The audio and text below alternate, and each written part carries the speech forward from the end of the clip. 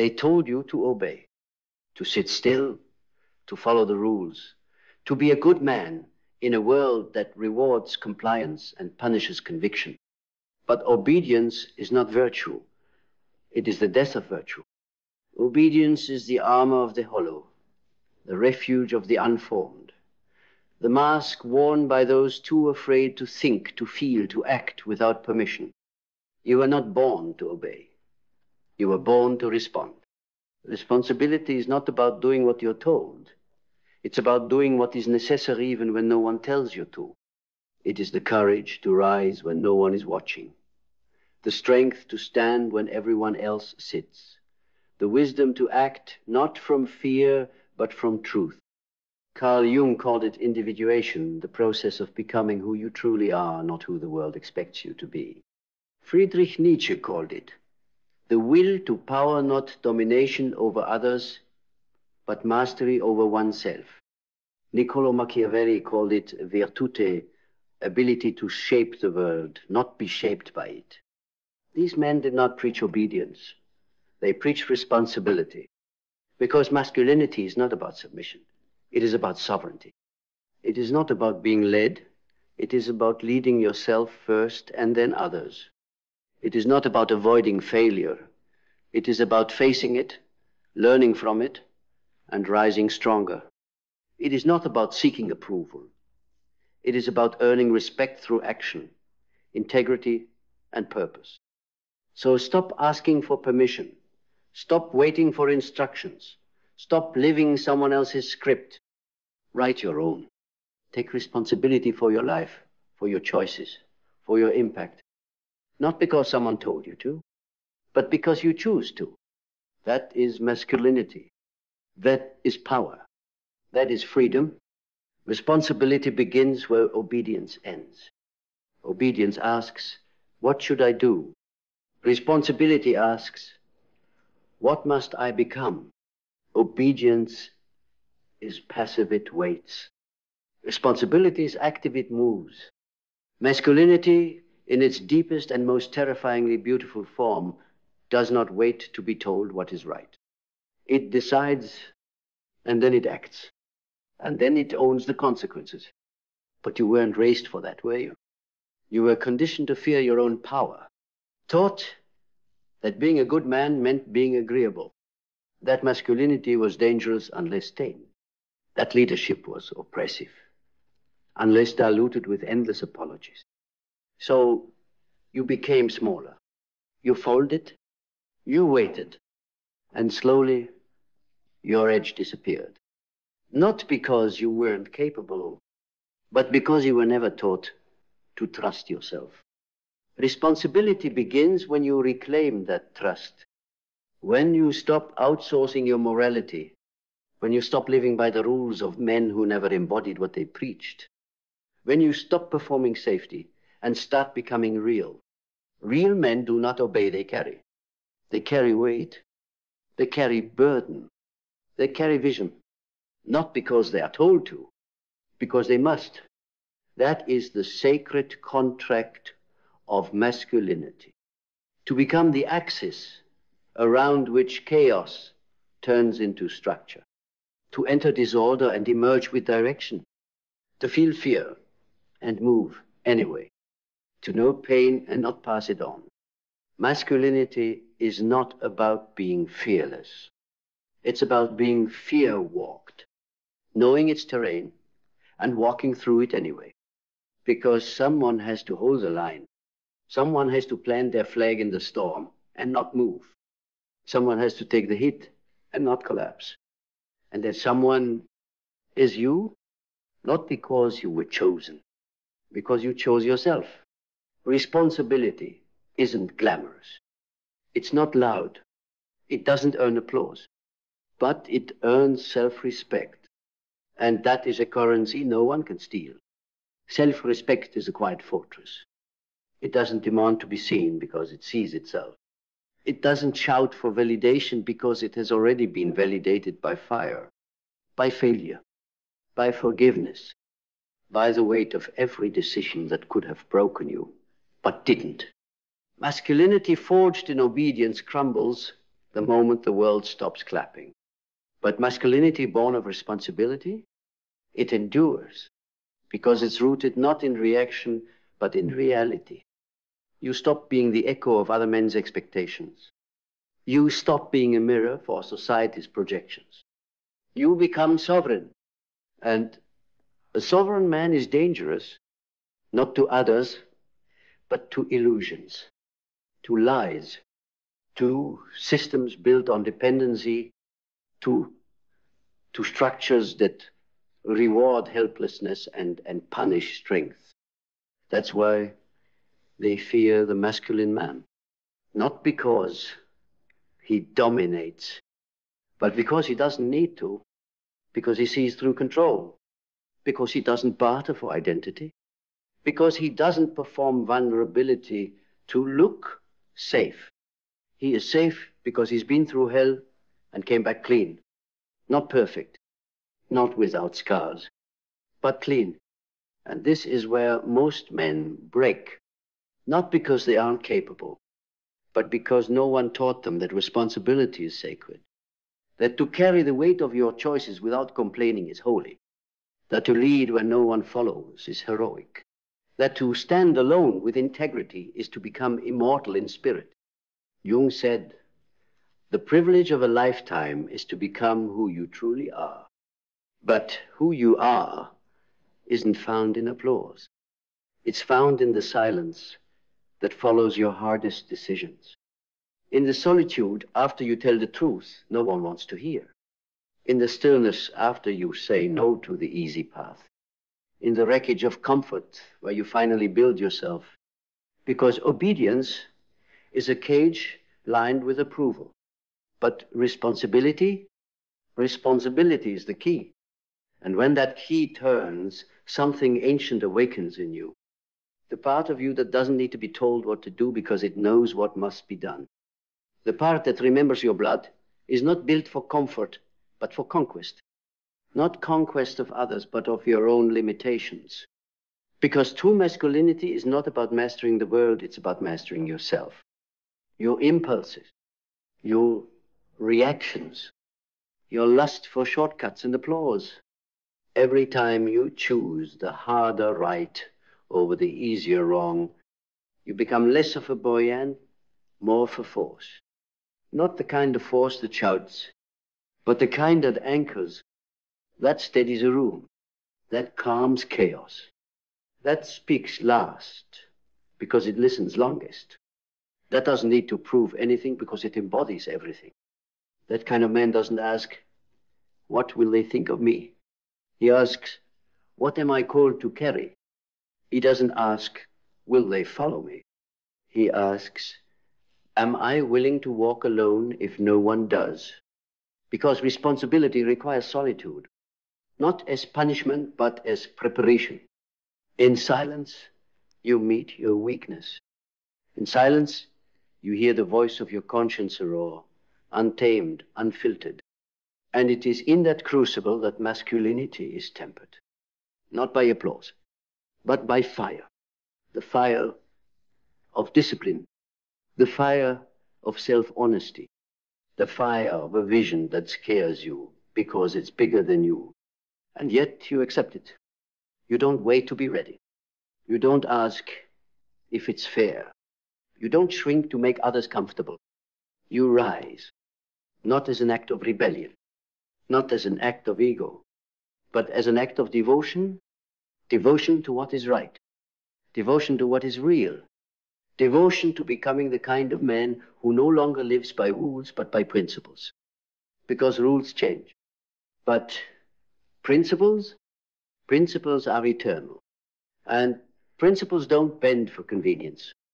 They don't disappear when you're tired. They don't change just because you're surrounded by cowards who call compromise wisdom. Principles are the weight you carry when no one else will. They are the spine in the room of spineless men.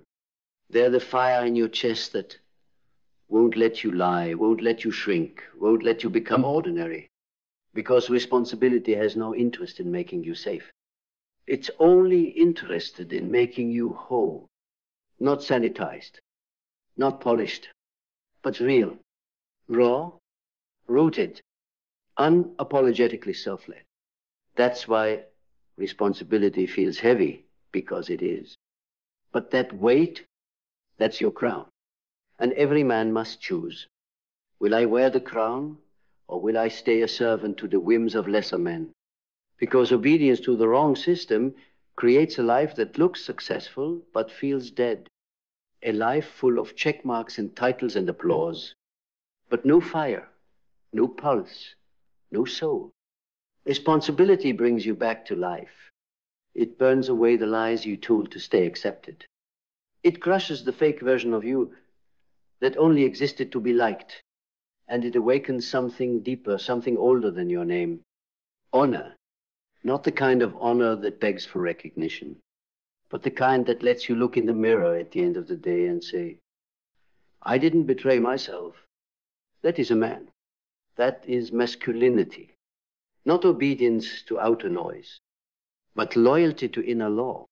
And when that law becomes your compass, you no longer chase power. You become it. Because real power doesn't come from control. It comes from containment. The ability to hold yourself when the storm hits. To stay grounded when everything in you wants to run, react, explode. To respond instead of obey. To lead instead of follow the panic of the moment. That's what separates the man from the mask. The mask needs to be told what to do. The man already knows. Not because he read it in a book, but because he's bled for it. He's lost for it. He's burned everything untrue to remember it. And now he walks differently. He doesn't speak just to be heard. He speaks because he must. Because silence would betray what he stands for. Because stillness for him is not absence, it's presence fully owned. That kind of man doesn't follow trends. He follows truth. And truth for him isn't an idea. It's a duty to be the one who holds the line, who does not collapse under pressure, who does not outsource his mission to convenience, who does not mistake obedience for virtue, because virtue has nothing to do with following orders, and everything to do with becoming order in a world of chaos. And when you carry that kind of presence, you don't need permission, you don't ask. Am I allowed to feel this? You feel it fully. You own it utterly. And then you channel it with precision. That is responsibility. That is the rebirth of masculinity the world is starving for. Not another man playing by the rules, but one who rewrites the code through his character. And if that makes you dangerous, so be it. The world does not need more obedient men. It needs more dangerous ones. But dangerous only to illusion, dangerous to fear, to apathy, to everything that tells us we must play small to survive. Responsibility is how we rise. And rise we must, because the world is starving for men who rise. Men who do not shrink from discomfort. Men who do not seek leadership, but become it by how they live. Men who walk into a room and bring order without a word, because they've ordered themselves first. That kind of man cannot be bought. He cannot be broken. He cannot be swayed by shallow praise or crushed by cheap rejection. He knows who he is because he's paid the price to become it. That's what makes him masculine. Not his dominantious devotion, not his certainty, his clarity, not his control, but his capacity. The capacity to feel everything and collapse into nothing. To experience failure and not flinch. To love deeply and still hold his frame. To carry pain not as a burden, but as proof of his integrity. You do not become that man by obeying. You become him when you break your allegiance to approval. When you bury the boy who waited to be told what was right, and you resurrect the man who chooses what is necessary, even when it's lonely. Because it will be lonely. Responsibility isolates you from the masses. but it aligns you with your mission. You may lose comfort, applause, false intimacy, but you gain something greater. You gain yourself. And when a man reclaims himself fully, fiercely, finally, he stops living as a reaction and starts living as a revolution. He is no longer shaped by culture. He becomes the shaper of it, not through force, but through embodiment. Because nothing transforms a generation faster than a man who walks with responsibility as his compass and purpose as his crown. He doesn't ask, what will they say about me? He asks, what will stand because I did? Because that's the legacy of the responsible man. He doesn't leave behind noise. He leaves behind foundations, not slogans, not trends, but structures of strength, blueprints of integrity, the quiet, indestructible architecture of a life lived with purpose. Because when masculinity is rooted in responsibility, every step becomes sacred, every word becomes law, every action becomes echo, not because he wanted to be seen, but because he couldn't look away from what was required. That's what changes the world. Not men who follow orders, but men who carry order inside themselves, men who respond to chaos not with control, but with clarity, who respond to fear not with performance, but with presence, because presence is the new revolution. And presence is not soft, it's solid. It's the moment a man meets discomfort without fidgeting, meets failure without flinching, meets truth without running. He doesn't agree just to avoid tension. He doesn't speak just to be liked. He doesn't pretend peace when there's war inside him. He does the work, the bloody, bone-deep, unmarketable work of becoming. And in doing that work, he stops being a boy who needs to be told what to do and becomes a man the world cannot ignore. Because the man who lives with responsibility at his core is the one who doesn't need to raise his voice. His life speaks loud enough. And when a man's life speaks louder than his voice, the world begins to listen differently. Because this isn't about dominance. It's about direction.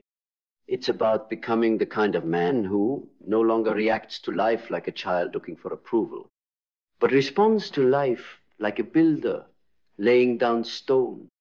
Vision steady, hands calloused, spirit unshakable. He doesn't just talk about vision, he builds it.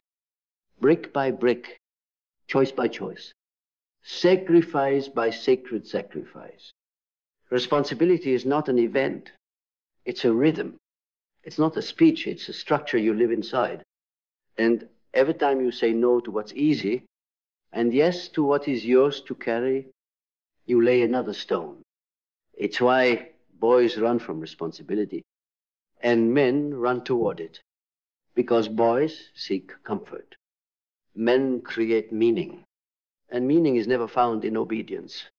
It is found in the cost of becoming who you must be, even if no one claps for it, even if no one follows, even if it requires you to walk into the wilderness of selfhood and never come back the same. But that's where your crown is. That's where your spine returns. That's where your soul stops asking, what should I do? And starts declaring, this is what I will do, because it is mine to do. Masculinity is not obedience. It's answering the call. And the call is always responsibility. Not as punishment, but as the path to power. And not the kind of power that demands obedience, the kind that liberates everyone it touches. Because when you walk that path fully, you don't just free yourself. You give others permission to do the same. That is the quiet revolution of the responsible man. He doesn't need to lead the world. He only needs to lead himself.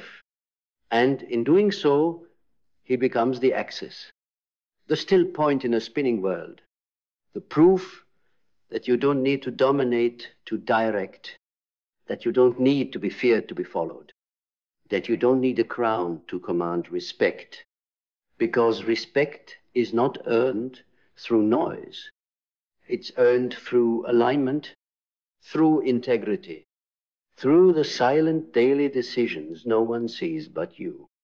The ones that shape your spine, forge your name, carve your presence into something immovable. You become immovable not by being hard, but by being clear. And clarity doesn't come from consensus. It comes from contact with your conscience. That's the masculine rite of passage. To stop asking for instructions and start listening to the voice within. Not the voice of ego, the voice beneath it. The voice that says, I know what must be done, and I will not wait for permission. That voice is responsibility, and it will cost you everything that was false. It will strip the roles you played, burn the masks you wore, shatter the scripts you inherited. But what remains is a man who does not obey, a man who answers, a man who hears the call and becomes the call, because he knows the world doesn't need more compliant men. It needs men of conviction, of conscience, of clarity, men who carry weight without turning bitter, men who walk alone and don't feel lonely, men who speak when it's hard, stand when it's cold, and stay when it's easier to run, men who are no longer driven by what's expected, but by what is true.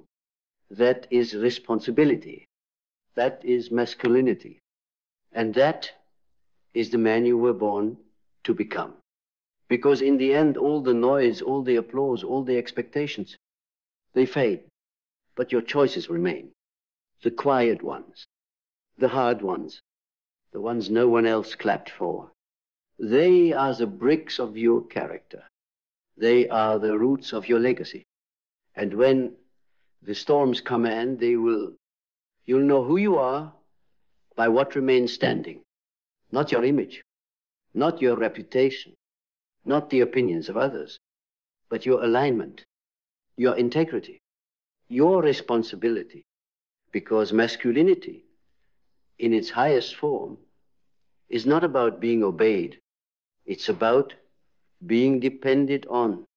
It's about being the man who does what needs to be done. Not for applause, not for recognition, but because he can't live with himself if he doesn't. And that man sleeps at night. That man walks into every room with nothing to prove. That man doesn't demand respect because he's built it. Stone by stone, hour by hour, through the sacred weight of responsibility accepted. He is not led by rules. He is ruled by principles. He does not seek obedience. He earns trust. He does not play the hero.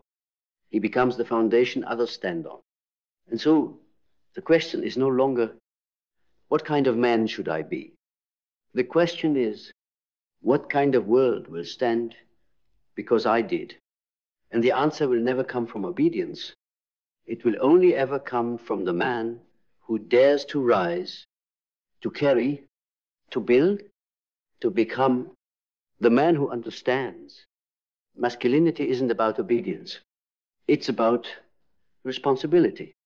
So now, the path is in front of you, not paved, not promised, but possible. And the man who takes it, he doesn't ask for a map. He becomes the compass, because obedience is comfortable, but it leads nowhere. Responsibility is heavy, but it builds everything. You are not here to be managed. You are here to be moved by truth, by purpose, by something so deep, so ancient, it cannot be handed to you, only remembered. So remember, you were not born to be ruled. You were born to rule yourself with honor, with clarity, with the kind of strength that doesn't dominate but directs, that doesn't scream but shapes. And when you live from that place, You don't just become a man, you become a standard. One they feel, one they follow, one they become. Not because you told them to, but because you showed them how. And that is the legacy of a man who chose responsibility over obedience. A man who walked alone so others would never have to.